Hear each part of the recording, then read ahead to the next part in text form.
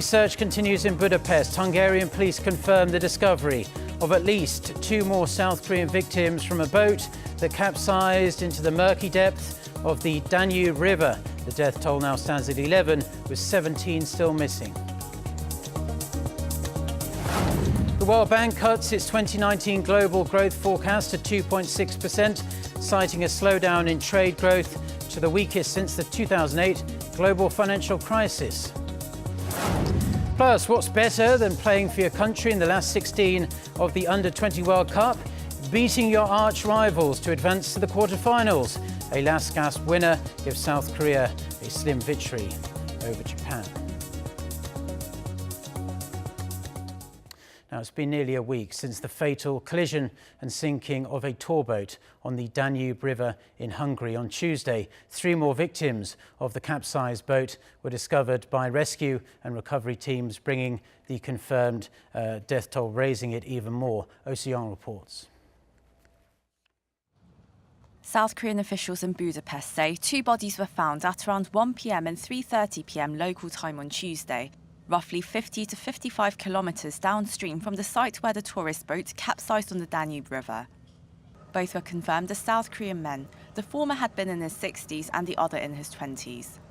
Another body, also presumed to be a Korean national, was discovered at around 2:30 p.m. at the accident site, stuck between glass doors of the submerged boat. This brings the total death toll to 12 out of the 35 people who were on the boat, who are all South Korean except for 2 Hungarian crew members. Only 7 people are known to have survived. A Seoul official said authorities have identified 9 of the deceased victims, discovered as of Monday. The South Korea-Hungary Joint Identification Team finished identifying the bodies today at dawn. The method of identification involves taking fingerprints from the 2 bodies and comparing them with the original prints taken from South Korea's National Police Agency. The bodies have been identified as South Koreans, as their fingerprints match the original prints. The official said the family's victims are being consulted with on the funeral procedures, and their bodies are likely to be returned to South Korea within the week.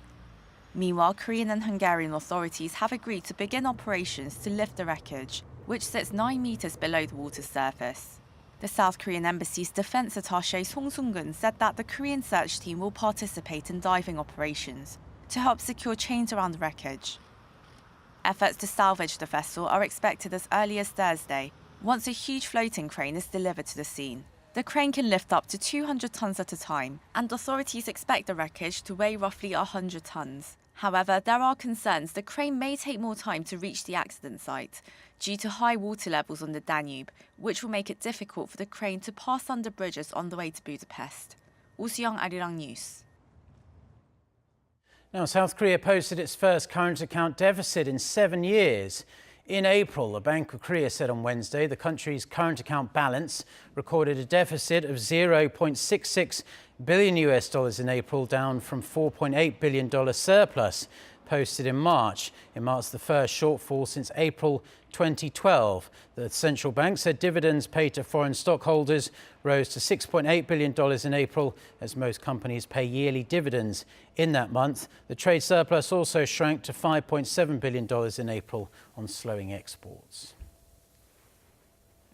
The World Bank has downgraded its global economic outlook for this year to 2.6%. It's 0.3 percentage point lower than its earlier projection of 2.9%. That was made back in January. Citing the prolonged trade tensions between the U.S. and China, the bank warned of other downside risks, including financial turbulence in emerging markets and sharper than expected weakness in advanced countries, mainly in Europe.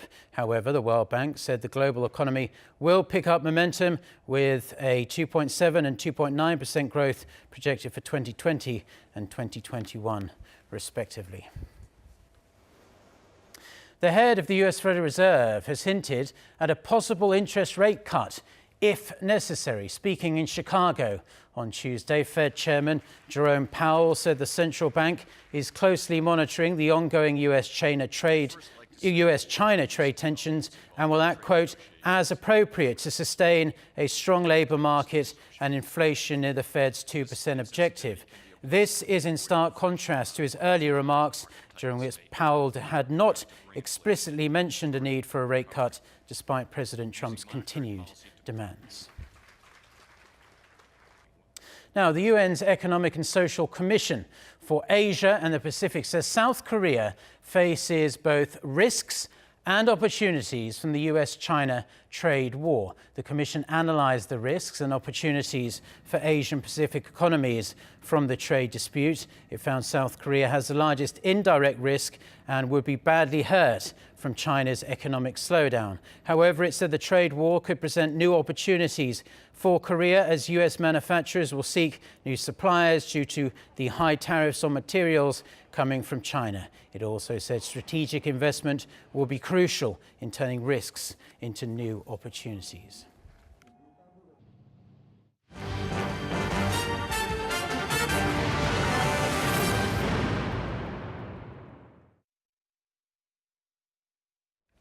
Now in sports news, South Korea has advanced to the quarterfinals of the FIFA Under-20 World Cup with a dramatic but narrow win over arch-rival Japan in the round of 16. For more on Tuesday night's action in Poland, Lee Seung-jae reports.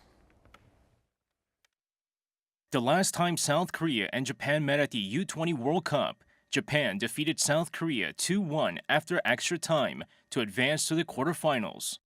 Fast forward 16 years, and the latest crop of upcoming South Korean football stars took their revenge by knocking Japan out at the same stage of the tournament at Arena Lublin on Tuesday night. The two sides were deadlocked until the 84th minute when forward Oh Se-hoon popped up with a header to make it 1-0 and booked South Korea's ticket to the quarterfinals. South Korea had a little help from the video assistant referee. In the 51st minute, midfielder Yuta Gokei's rebound was initially thought to have given Japan the lead, but after video review, another Japanese player was ruled offside. Japan also had a great chance to score in the 78th minute, but the shot hit the post to the relief of the South Koreans. After South Korea's last gasp goal, Japan scrambled to get an equalizer to at least send the match to extra time, but South Korea's goalkeeper Lee Kwang-yeon made another key save in the dying seconds. South Korea now faces Senegal in the last 8 on Saturday at 8:30 p.m. local time.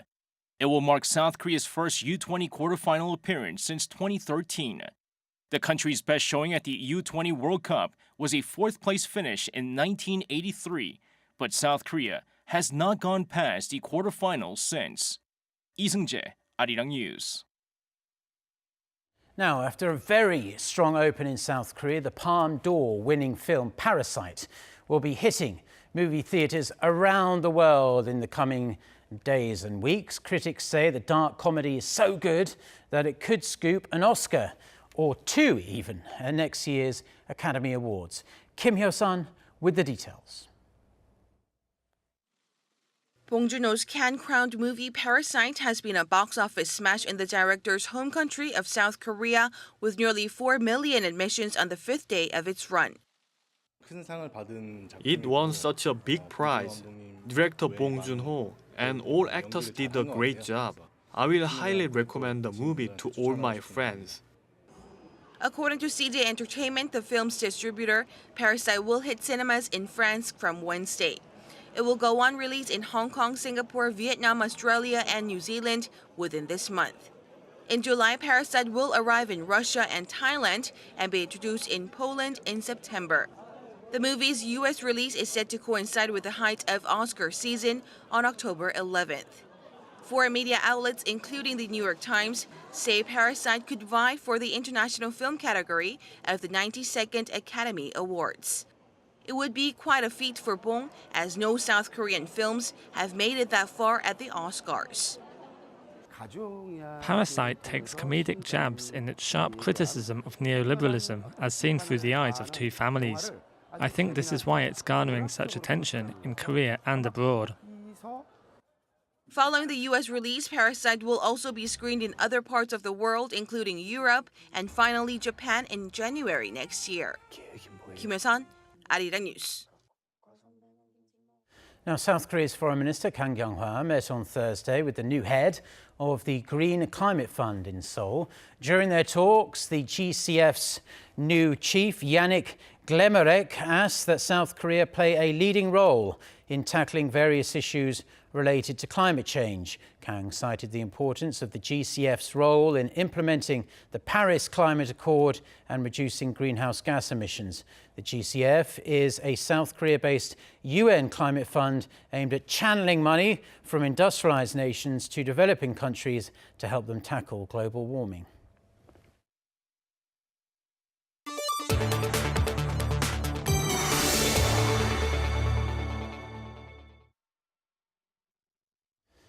Now, politics and policy took centre stage on the second day of U.S. President Donald Trump's state visit to the U.K. on Tuesday as he met with outgoing British Prime Minister Theresa May. For more on this and other news from around the world, let's turn to our Hong Yu. So, Trump predicted there would be, as he called it, a phenomenal trade deal with the U.K. Tell us more about that and the other things that were discussed at Downing Street. Well, Mark, in contrast to the first day of his state visit to the UK, President Trump's schedule was less about pomp and ceremony, but more about business. It began with a roundtable discussion at St. James Palace with British Prime Minister Theresa May.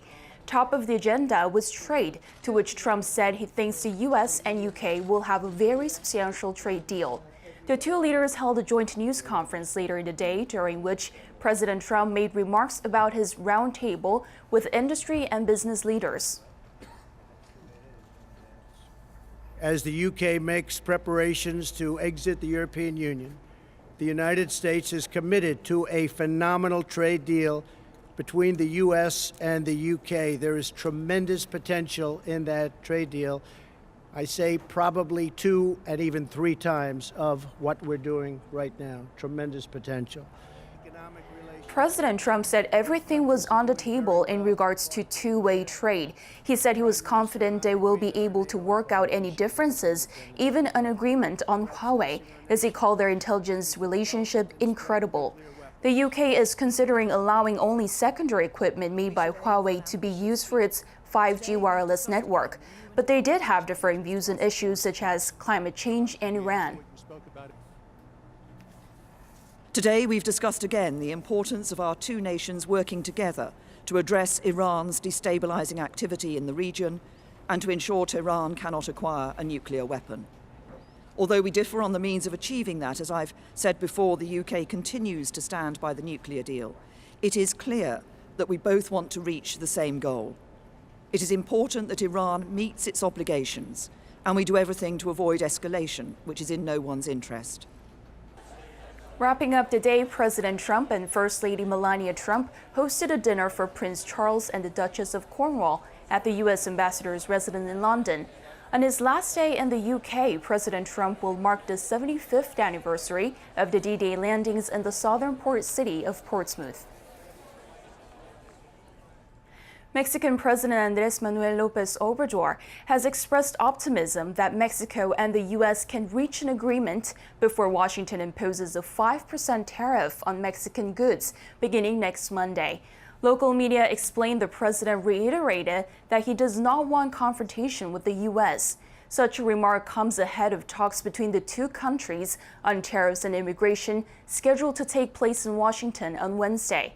As part of its measures to tackle illegal immigration into the U.S., the Trump administration said all Mexican goods will be subject to a 5% punitive tariff, which will be gradually increased to 25%.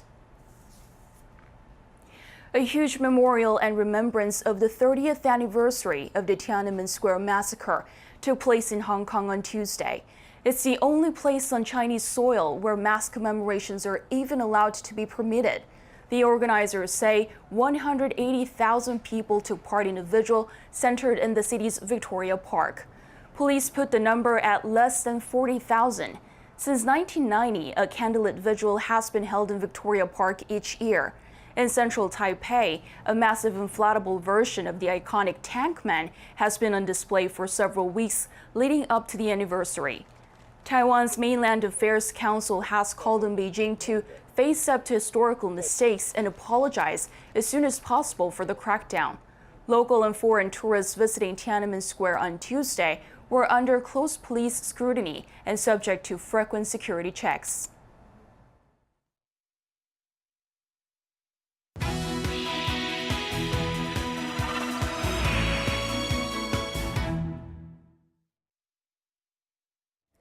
Time now for our Life and Info segment, where we focus on information that we do hope will be useful for your everyday life. And one of the favourite things for foreign tourists to do here in South Korea is shopping. And today we're going to look at the different types of shopping areas and what you can shop for in South Korea. For that, I am happy to say we have our Kim Mo-kyun joining us in the studio today. So Mo-kyun, what do you have for us today?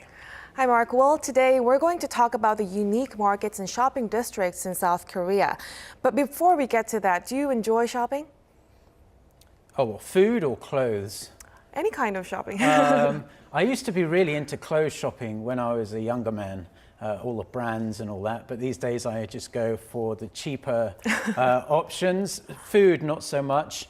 I generally, because I work quite a lot, I leave that to my wife. But I do see a lot of people, including foreigners who live here on a long-term basis, as well as tourists wandering around the streets, checking out all the shops. Yes, I also have seen a lot of them, and we may not have realized because we're so used to it, but it seems like Korea's shopping culture is very unique for many others around the globe. In fact, according to a survey held by the Culture Ministry and the Korea Tourism Organization on some 16,000 tourists last year, around 92.5% said that they came to Korea to shop, while 71.3% said that they came to taste the local food. Well, that's not surprising, really. We've run many different reports on how a lot of foreigners come here for the food and the shopping. You can pick up some bargains and also try food you aren't going to try anywhere else in the world that's cheap as well. But there are a great many places where we can visit, no matter whether in Seoul or any other part of Korea. So what kind of places are we going to start looking at today? Well, today we're going to take a look at some of the unique places where people can shop, starting off with Korea's traditional markets. And one of the most famous markets here in Korea is the Tongin Market, located near the Jongno district. Though the market is relatively small compared to other markets with a length of just 300 meters, it sells a wide variety of goods. But what's special about this market is that it offers a unique experience using brass coins called yeopjeon.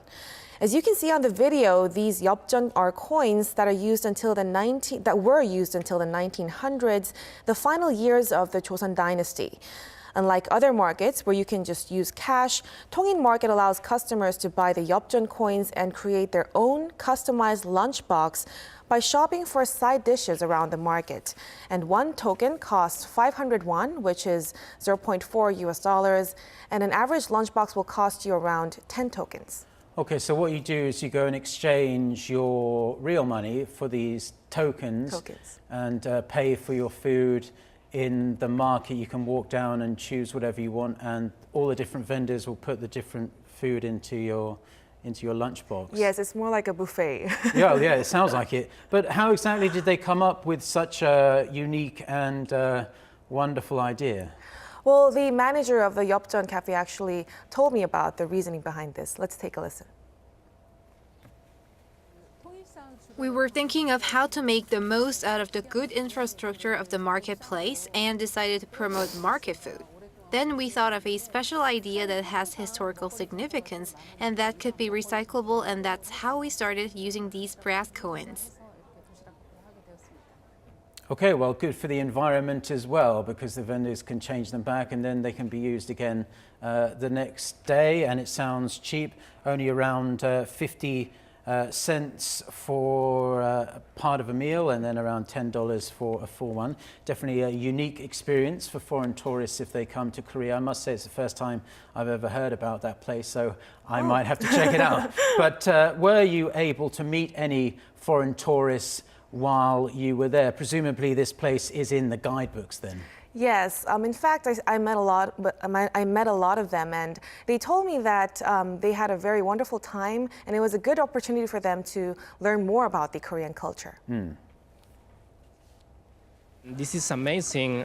We can find a lot of food, traditional food, and everything is delicious. Today we had the experience to visit a new palace here as well, to have a Korean meal, to better experience Korean life. It was fantastic for us. Now, aside from these traditional markets, Korea is also known for its underground shopping centers. Have you been to them, Mark? Yeah, I have been to a few. I think there's either one in Dongdaemun or Namdaemun. Yes. Maybe both places have them actually. But yeah, there are so many shops. You can literally walk around one of them for hours on end and get lost in them. But very cheap clothes. What about yourself? Well, I also do enjoy shopping in underground shopping centers. I almost go there every weekend. Okay. And I like to drop by because of its accessible location. Most of them are located near subways and making them really convenient places for people to shop for a variety of goods at very reasonable prices. Yeah, it's quite amazing how much you can pick up a t-shirt or a pair of shoes for at those particular places. And yes, most of them are, if not close to the subway station, actually inside the subway station, so you don't even have to go outside if you don't particularly want to. So where else are we talking about today in regards to these underground shopping malls? Well, today we're going to go to one of the biggest underground shopping malls named Go-To Mall, and it's actually located, it's connected to subway lines 3, 7, and 9. The mall is made up of more than 600 shops that are lined up on both sides of 2 long parallel corridors. And the stores are mostly some 20 square meters in size, and customers can find clothing, fashion accessories, interior products, and also flowers along the 2 corridors. You know, I have to say that I like the fact that in those underground markets, the vendors there don't really bother you, pester you like they might do in other countries. They just let you freely have a look, or a lot of the time they just kind of look disinterested when you walk in anyway, so you don't have to worry about being followed around or anything like that. That's my tip. You don't get pressured, right? Right, yeah. And many Seoul residents visit these shops, but also I realized that there were a lot of foreigners visiting these underground shopping centers as well. Let's take a look. Today is my last day in Korea and I came here to shop. The products are very cute and good quality. I'm from Japan. I'm on holiday. Here is very cheap and pretty. Yay! And I know the place since a long time, and I'm coming regularly because there is a huge choice. You can find many things. The price is good. And sometimes I find some very enthusiastic Japanese tourists there, loving the shopping here in South Korea. Yes, it's very good. You don't, all the prices are displayed, so you're not going to get ripped off or anything like that if you don't know exactly how much the price is going to be. I don't know whether you can really haggle so much because the price, maybe you can actually, you can knock a couple of dollars off. But let's talk about night markets, because this really is something that is very unique, at least I think anyway, to South Korea. If it's 3 a.m. and you're desperate to buy a pair of shorts or something, Korea has some places where you can go. Yes. One of the most famous night markets that's open these days is called the Bamdokgaebi Night Market. And it's actually being held from now until late October. The market features a wide range of handmade goods and food trucks in 6 different areas, such as the Banpo Hangang Park, Dongdaemun Design Plaza, and Cheonggye Stream. The market not only allows visitors to shop for goods, but also offers experience programs including art classes for children and movie picnics. Some 190 food trucks and 360 handicraft merchandisers participate in the night market. But one thing to note is that since it's an outdoor market, weather conditions could affect operations. So those of you who are interested in visiting, be sure to check out the website first. Yeah, because it's going to be monsoon season soon here in Korea, and you don't want to make a plan to go and visit the outdoor market if it's pouring with rain. Yeah. As always, Morgan, thank you ever so much for coming into the studio and sharing a really interesting story with us, and we hope to see you again next time. Thank you for having me.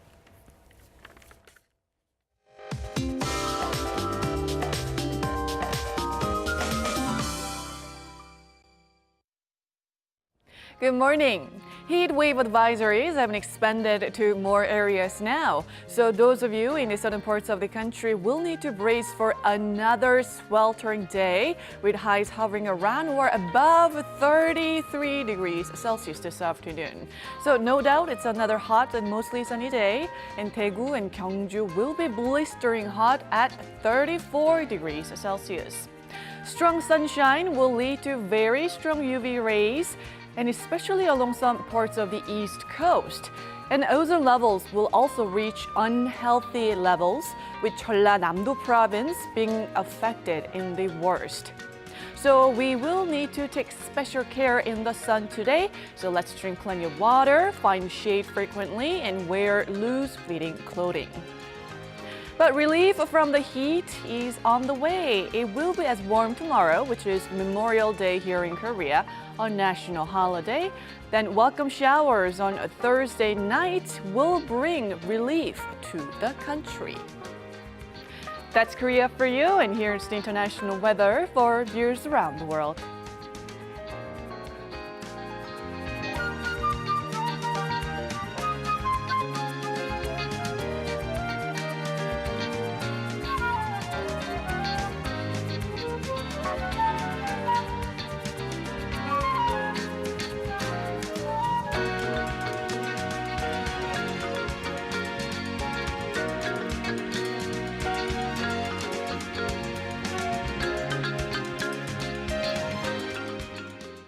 Well, that's all we have for now, news and weather-wise. Stay tuned to Arirang TV. We'll have our next newscast coming up at noon Korea time with our very own Lee Ji-yoon. And as you just heard, tomorrow is Memorial Day here in Korea, a national holiday, so we won't have news at this particular time, but we will have news at noon and 6 p.m. Korea time. Until next time, goodbye.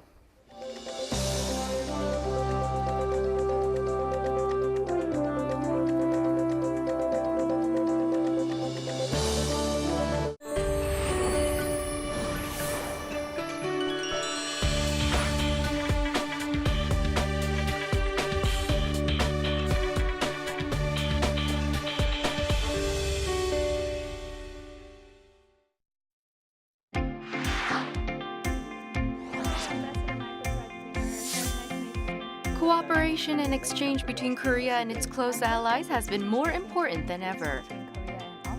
With a focus on international diplomacy, the diplomat seeks to reinforce relationships